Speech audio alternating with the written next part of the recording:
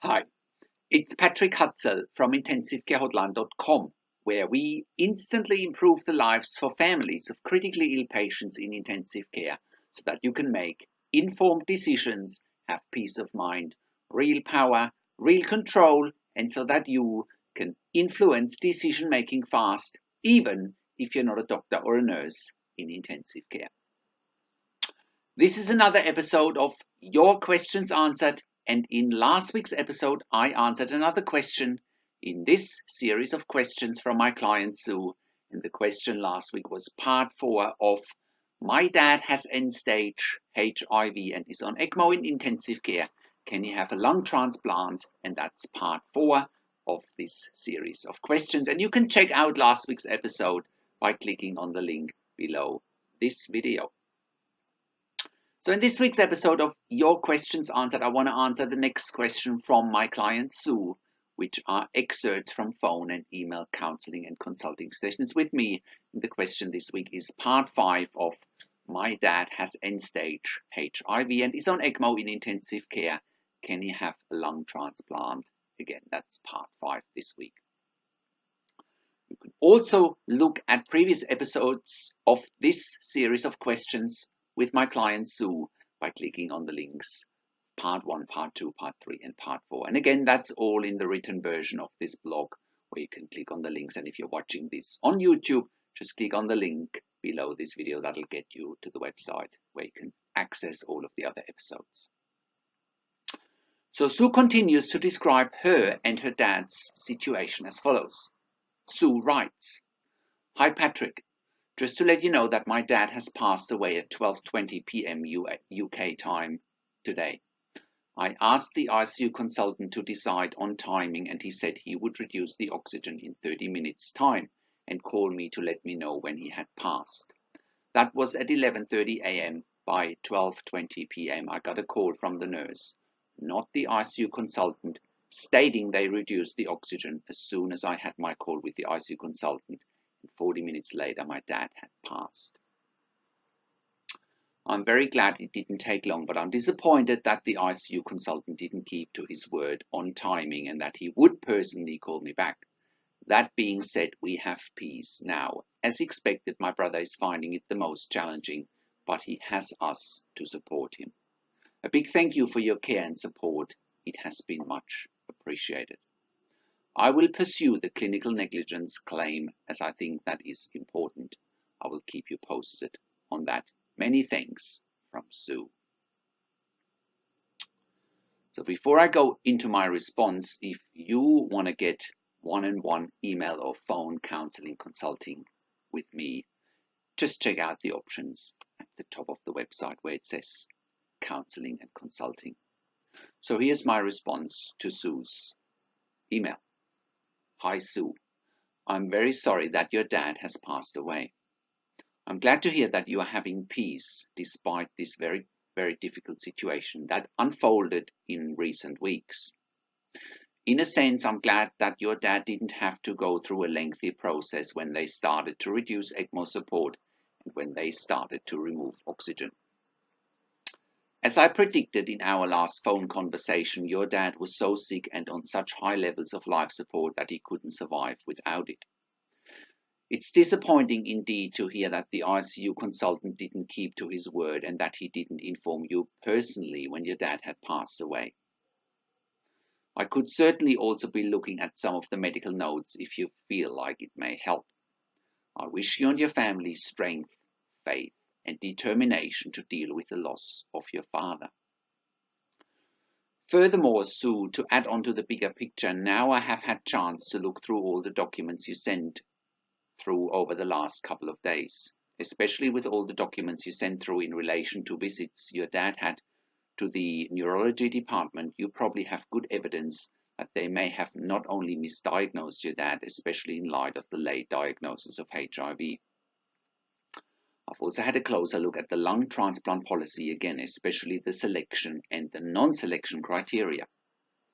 Again, there is nothing in there that suggests HIV would have been a contraindication for a lung transplant. It is even suggested that patients on ECMO and mechanical ventilation can be listed for lung transplantation, which is something that I have certainly witnessed on occasions in ICU. Patients in intensive care being listed for a lung transplant are almost always on ventilation or ECMO. Two relative contraindications for your dad to be listed for a lung transplant would have been age, more than 60 years, and weight, malnutrition with BMI less than 17 kilograms per square meter.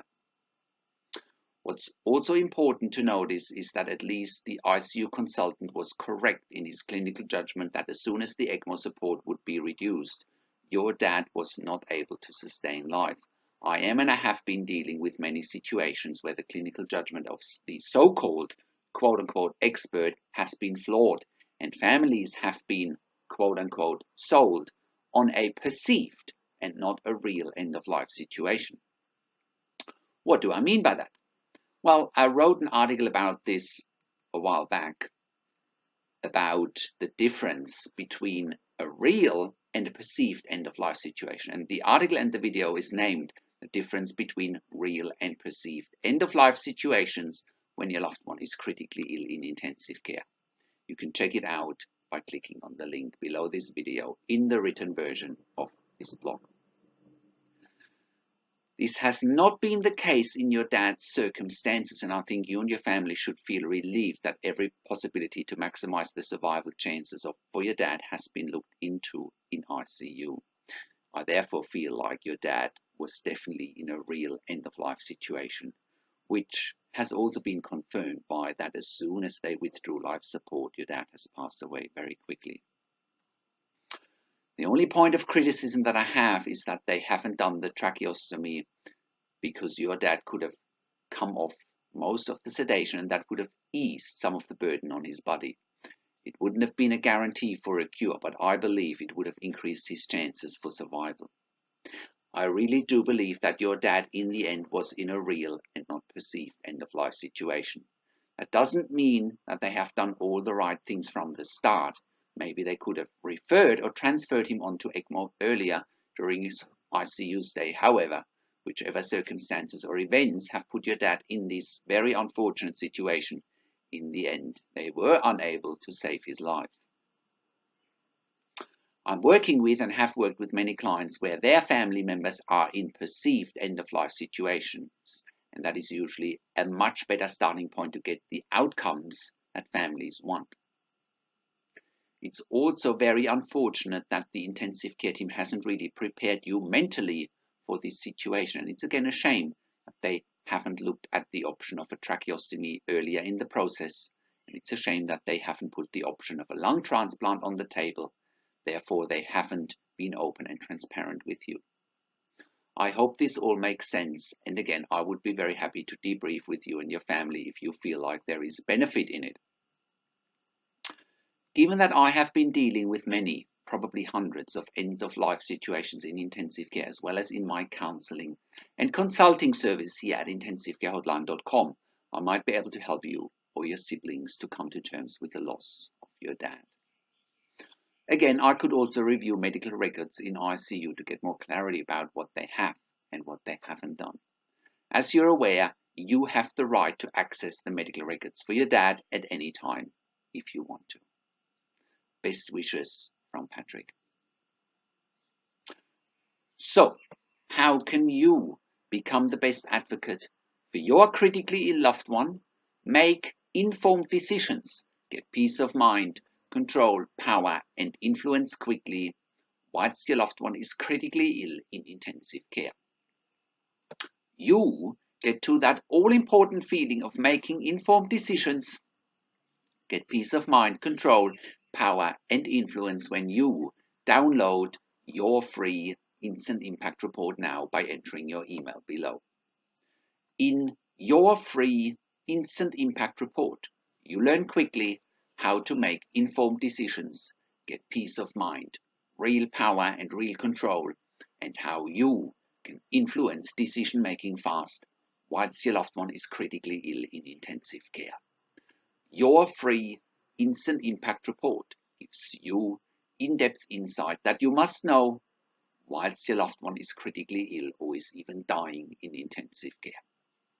Sign up and download your free instant impact report now by entering your email below. In your free instant impact report, you learn how to speak the secret intensive care language so that the doctors and the nurses know straight away that you are an insider and that you know and understand what's really happening in intensive care.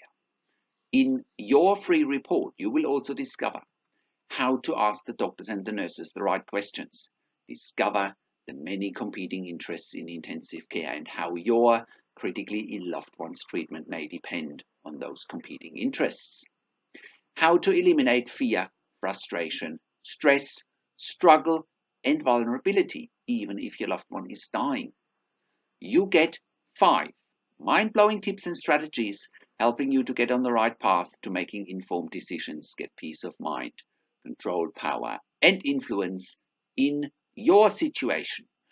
You'll also get real-world examples that you can easily adapt to your and your critically ill loved one's situation. How to stop being intimidated by the intensive care team and how you will be seen as equals.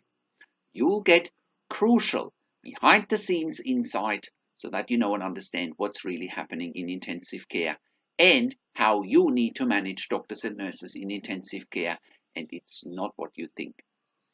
Thank you for tuning into this week's Your Questions Answered episode, and I'll see you again next week in another update. Make sure you also check out our blog section for more tips and strategies, or simply send me an email to support@intensivecarehotline.com with your questions.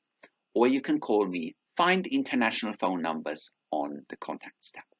Also, check out our ebook section where you get more ebooks, videos, and audio recordings, and where you can also get one-on-one counseling and consulting with me via Skype, over the phone, or via email by clicking on the tabs on the top of the website. This is Patrick Hutzel from intensivecarehotline.com, and I'll see you again next week in another update.